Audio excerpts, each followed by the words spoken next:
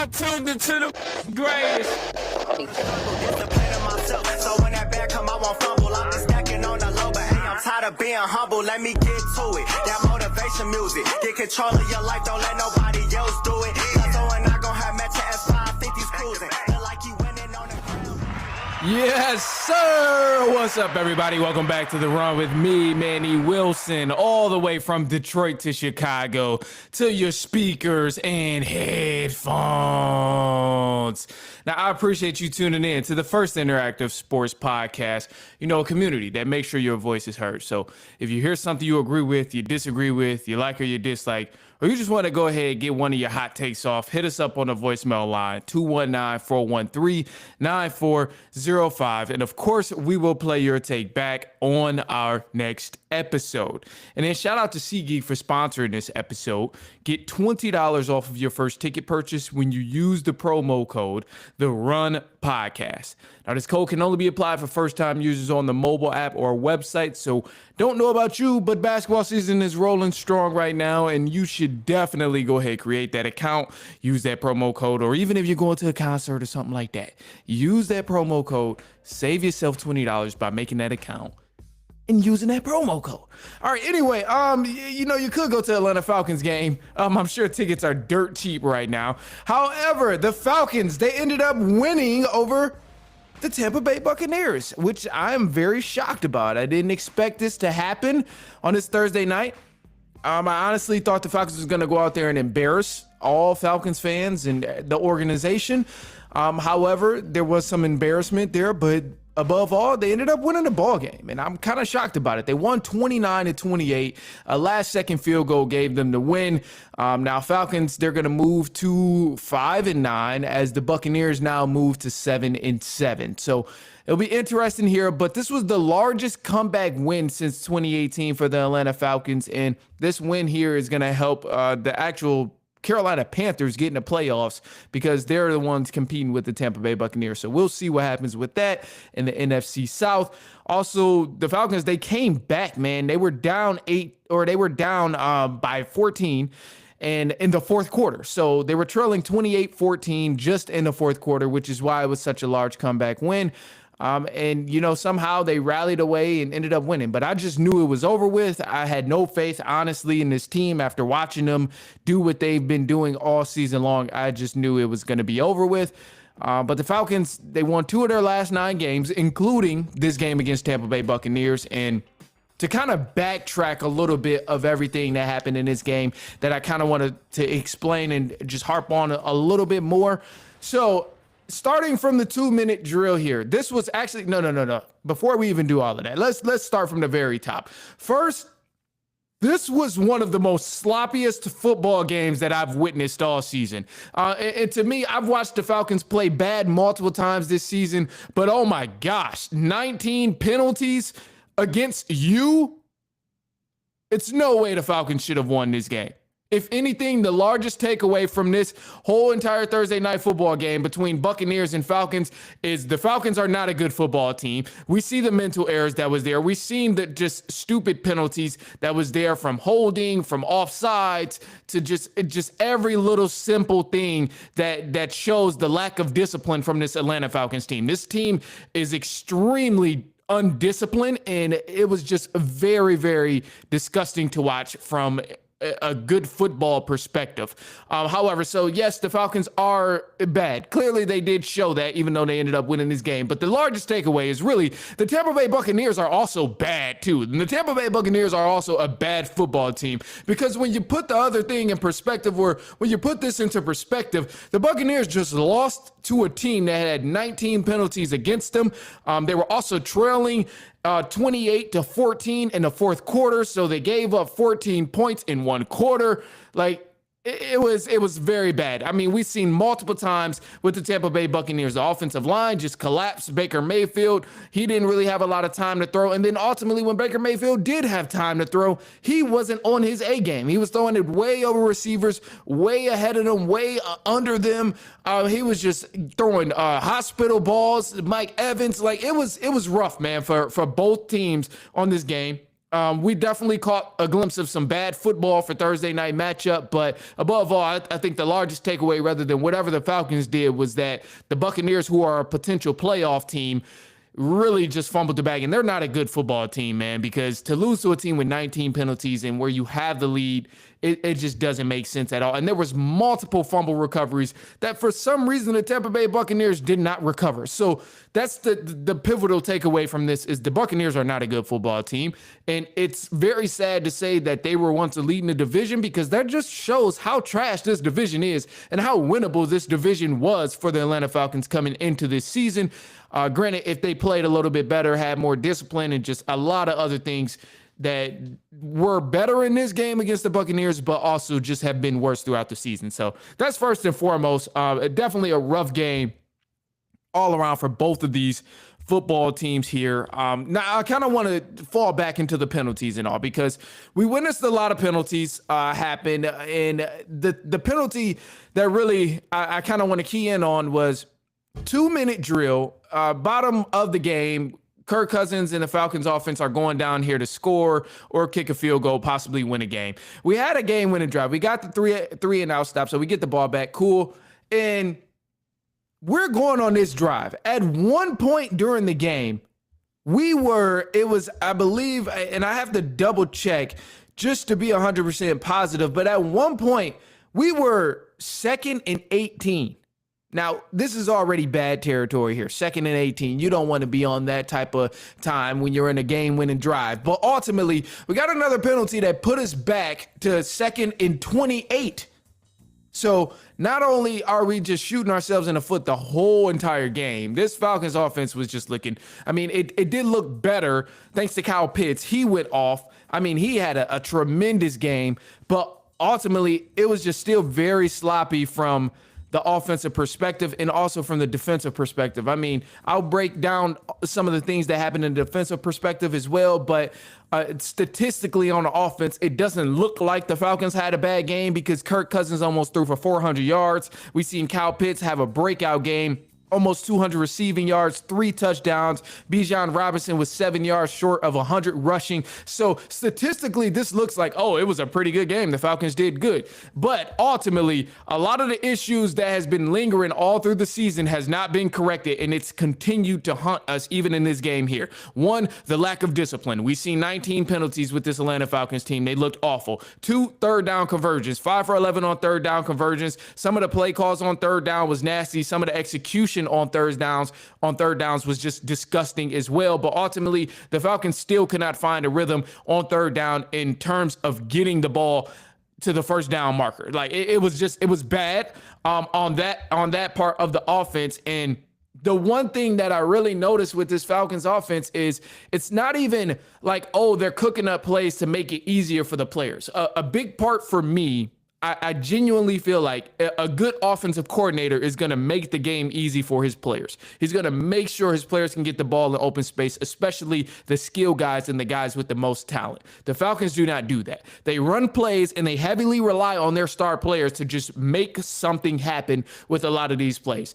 The runs that Bijan Robinson had in this game were self-created. A lot of those were self-created. Obviously, he had, 4 linemen blocking for him, but some of these plays, the linemen whiffed on blocks, didn't get anything, and Bijan is just very talented enough where he's still able to make a play. This is why I say Bijan Robinson is the best running back in the NFL, because a lot of guys have a better O-line than he does, and they're getting a good push where he can go and get maybe the first down. But Bijan, a lot of these opportunities he's creating is on himself. These flat route passes he's catching, these swing passes he's catching, just the check downs, all of these type of passes that he's getting and turning into 10-yard gains, turning into 15-yard gains. This is all self-sufficient for Bijan Robinson in terms of what he's doing. The offensive coordinator is not making the game easy.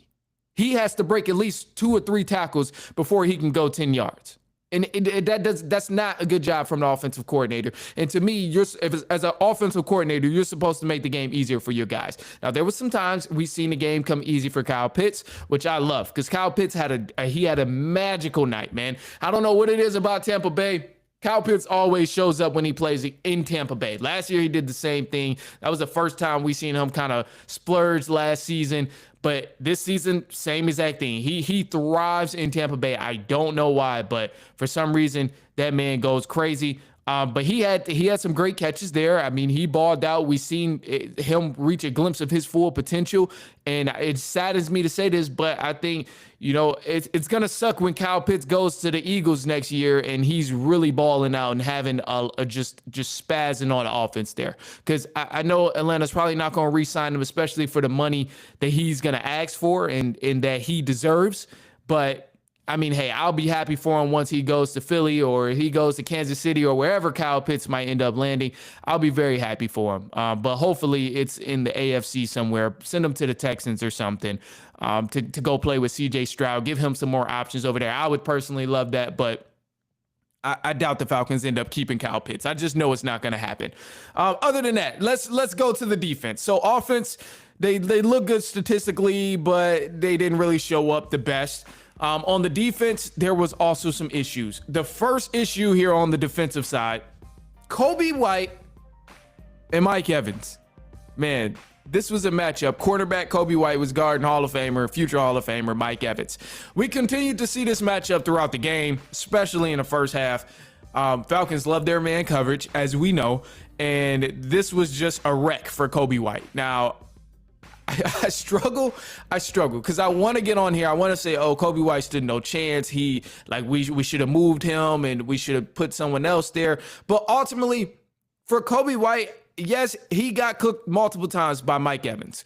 But to be fair, about 85% of the NFL cornerbacks are going to get cooked by Mike Evans. So I can't even really be mad at Kobe White and the job he did guarding Mike Evans. He came up and he made some great tackles at cornerback. He had some good stops as well in terms of zone coverage whenever the Falcons did switch to zone coverage. So it had a couple pass breakups also. So yeah, Kobe White, it looks bad. Some of the plays where he got mossed and he was just getting bullied around by Ibuka and Mike Evans. It looked bad. But ultimately, Kobe White, he did hold his own, and he showed that he has some potential for the future of being maybe a starting cornerback for the Falcons, or if anything, definitely a solid backup cornerback for the Falcons like he was today in this matchup against the Buccaneers. So I know a lot of people immediately want to go clown Kobe White about what he was doing. Kobe White? That's crazy. I mean, Kobe Bryant. A lot of people want to clown Kobe Bryant about what he was doing with Mike Evans, but you just gotta keep in mind, man, 85% of the league of corners is gonna get cooked by Mike Evans. So for Kobe Bryant to go out there, hold his own, have a couple of pass breakups, yeah, he got beat a couple times by Ibuka and Mike Evans, but ultimately it's not that bad. He came up, he made some great tackles.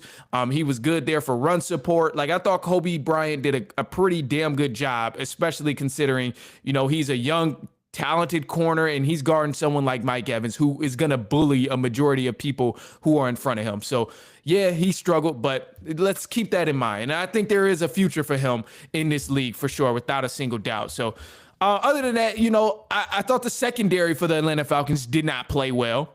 The secondary as just a unit struggled at times. We gave up a lot of passes to Baker Mayfield and those receivers. Baker Mayfield was almost at 300 yards. He did have an interception thanks to the Alpha on the Falcons defense.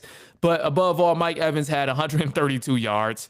He just splurged on his first game back, 6 receptions. Ibuka, he had 64 yards, and he kind of did his thing, had some good catches there. And the run support, the run defense was obviously still needs a lot of work, as we've been saying for some time here. But with this defense, man, I look at some of our key guys. Caden Ellis, he did his thing on defense. I loved what I seen from Caden Ellis, being that run support, filling those gaps and just being there to help out. He was huge for this Atlanta Falcons defense, even though the Bucs continue to run over us. But a guy that I was disappointed in the secondary was A.J. Terrell. I was very disappointed in A.J. Terrell. Now, A.J. Terrell, this is a dude we seen last week. We kind of had to scratch off some of the errors that he had last week. He got beat multiple times by a great receiver in JSN.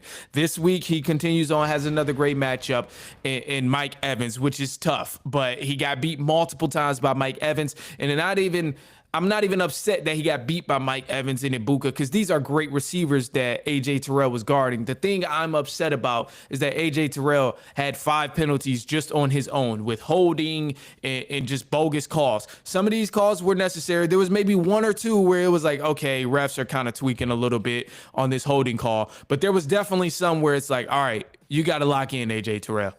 So 2nd week in a row, he did not play good. And again, credit to him, the entire secondary didn't really play good. A lot of big plays was blown, and I cannot wait to break down the film of this. But there was a lot of things with this Atlanta Falcons secondary that didn't look good. But ultimately, they got stops when they needed to. We got an interception that helped us out down the line. And, you know, when it was time to lock in on a game-winning drive to stop Baker Mayfield, the Falcons did it. So I was happy about that. And in total, you know, I'll leave you guys with this. And I think about this with the Falcons team. So now the Falcons, we moved to what? 5-9. 5-9. Still no playoff dreams. We're still playing spoilers for any other team that we face. Coming into this game, I kind of wanted the Falcons to lose just because I'm ready to get them. I wanted coming into this game, I wanted the Falcons to lose because I want them to fire Raheem Morris. I wanted them to expedite the process of firing Raheem Morris. I don't want him to be the head coach of the Atlanta Falcons anymore. So the more they lose, the hotter the seats get, and the more that he may lose his job. So with the Falcons winning, I really don't know how to feel. I don't know if I want to celebrate. I don't know if, you know, it's a good thing, if it's a bad thing, like, because now if the Falcons end up winning out and flip this thing to a 7-9 season or 8-9 season, then maybe the whole Raheem Morris conversation is going to look different. And that's the last thing I want, is for the conversations of the Falcons head coach and offensive coordinator to look different from what they are right now. These guys are not good coaches leading this NFL team of the Atlanta Falcons. You got the locker room split in 2. A lot of guys are sticking with players. A lot of guys you got the players sticking with the players right now in the locker room, and you have the coaches sticking with the coaches. So I'm just not really. I just don't know how to feel with the Falcons winning right now, man. And it's a little weird because, you know, it's weird, man, because I don't want that man to be the head coach of the Atlanta Falcons. So it's rough. We'll see what happens. Other than that, it was a solid game for the most part. Definitely a weird game, sloppy game from both sides, but I'll put it this way, man. I always cheer for the Falcons to win. I'm happy the Falcons. I don't know if I want to be happy or not, but I know the following weeks, the upcoming games that they have on the schedule, 3 more. Cardinals, which is a very winnable game. Rams, I don't even want to give them a chance, but sometimes for some reason the Falcons play really good against these other good teams. That's another thing, playing to the level of their competition. Maybe we've seen them do that way too much so far this year. So we got Cardinals, Rams, and Saints. If we win any other game the rest of the year, I just want it to be the Saints. You know, as I said, I don't know how to feel about the Falcons winning games right now because I want them to expedite the process of firing Raheem Morris.